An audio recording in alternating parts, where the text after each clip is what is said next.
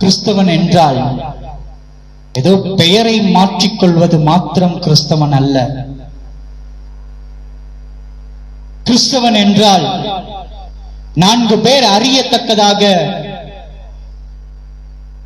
வேதத்தை தூக்கிக் கொண்டு ஞாயிற்றுக்கிழமை திருச்சபைக்கு போய்விட்டு வருவது கிறிஸ்தவன் அல்ல.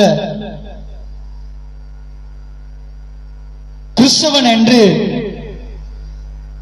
தன்னை பிரகடனப்படுத்திக் கொள்வது கிறிஸ்தவன் அல்ல. உண்மையான கிறிஸ்தவன் என்றால் இயேசு கிறிஸ்துவில் காணப்பட்ட சகிப்புத்தன்மை நம்மிடத்திலே காணப்பட வேண்டும்.